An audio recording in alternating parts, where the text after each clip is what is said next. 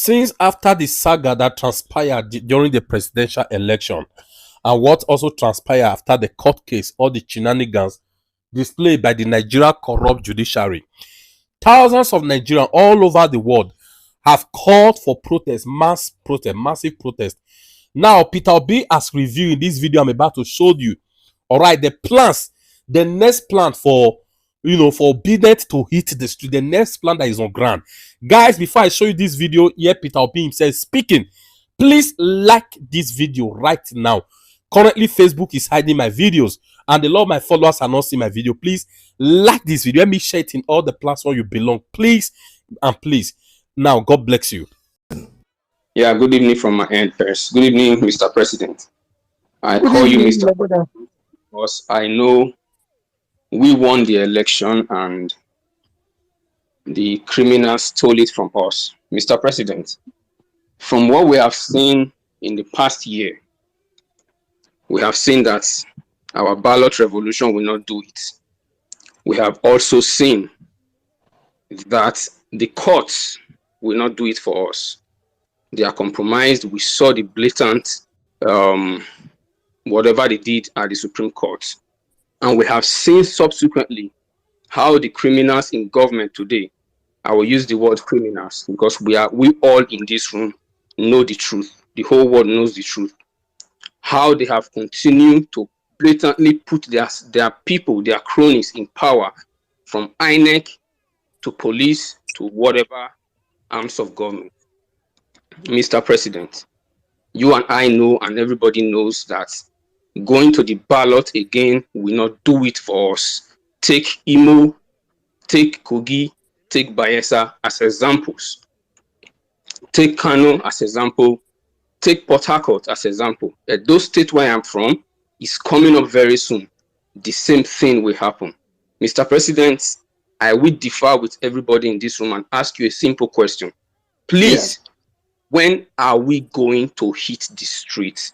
Because if the tables were turned, Tinubu and his gang would have turned off Nigeria by today. We played by the rule, voted massively, went to the court massively, and we did everything. And they still denied us what was right. Mr. President, there is no constitution today in Nigeria. So when are we going to hit the streets? That is the language they will understand. If you say you don't want people to be killed, they dropped a bomb in Kaduna a few weeks ago. You visited them. They killed innocent people over there. Across the country, people are being kidnapped daily. Coppers going to Zamfara are still in captive for over 4 months, if I'm not mistaken. People can't feed across Nigeria, Mr. President. When are we going to hit the street? That is what they will understand. Because we won the election. And as I round up, Mr. President, you made a statement that people from abroad were calling you, trying to cut deals with you on how to govern Nigeria. We know they don't. I'm so sorry to interject, Chief Owaken. If you don't mind, can you please go straight to your question? The question is, when are we hitting the street? Thank you, Mr. President. Okay. Thank you very much. I know how you feel. I know the pain you feel. But let me tell you what I've always said. We are preaching the right things. We will not do it wrongly. I've always said that those who want to answer His Excellency must come through the excellent way. It will take time. It will look as if it's going to be tonight. But I will tell you, it won't be too far. We are going to do it the right way, and we're going to get there. The people will be with us. They will come to an end one day.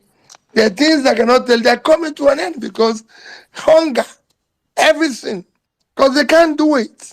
I have said to people, if you hit the streets, it will be worse for those you're trying to protect, because they are the ones who live in armored houses with armored cars, which I and you don't have.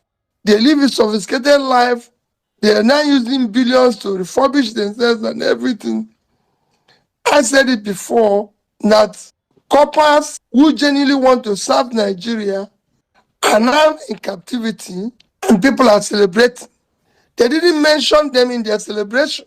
I didn't see their celebration mention, oh, these my people who are in captivity. I didn't see them show prayers or mention those who died in Kaduna in their speeches. So please, let's not allow more to die.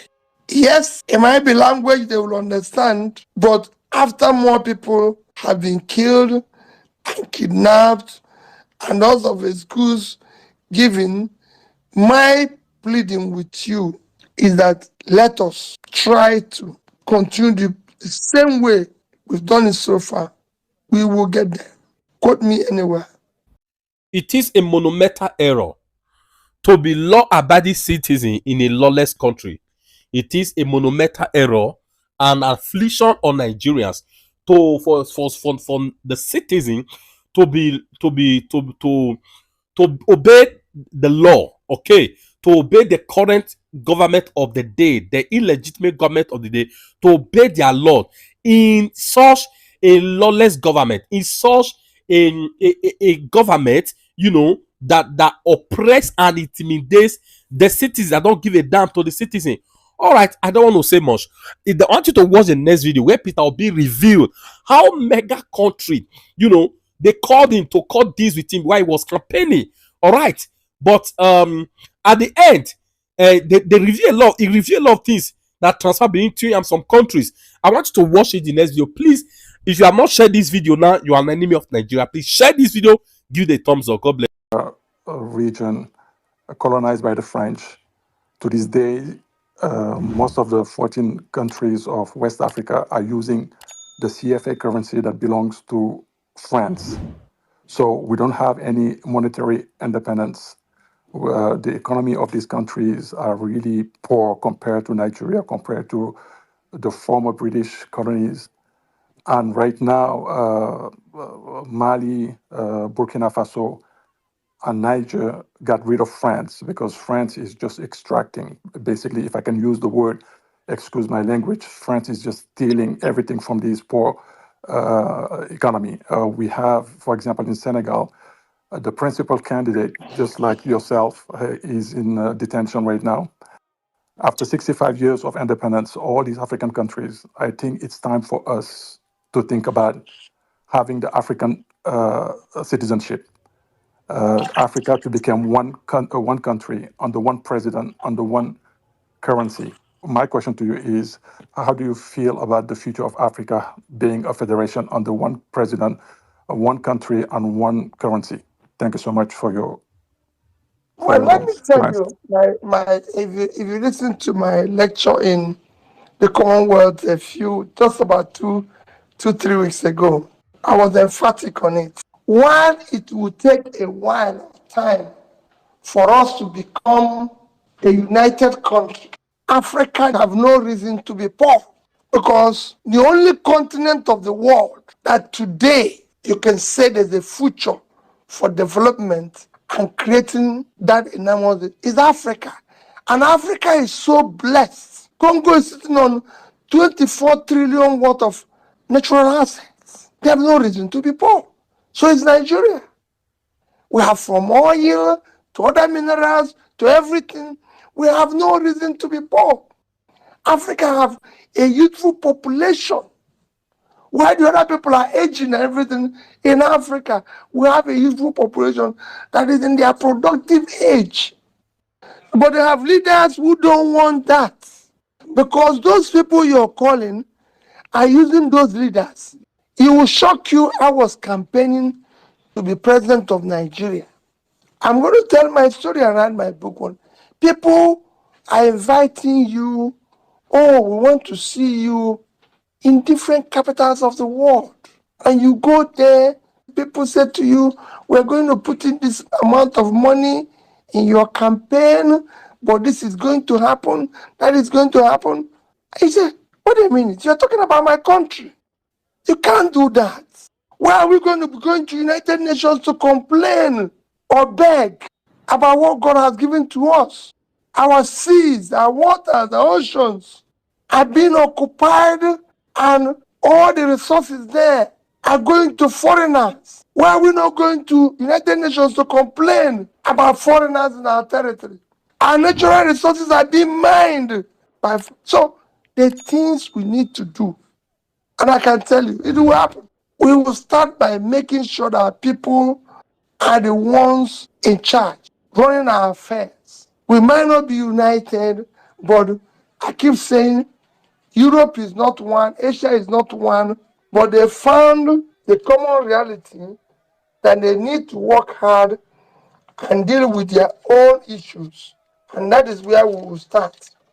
Today, trade within African countries is still below 10%. It should be more. And it's not something you talk about.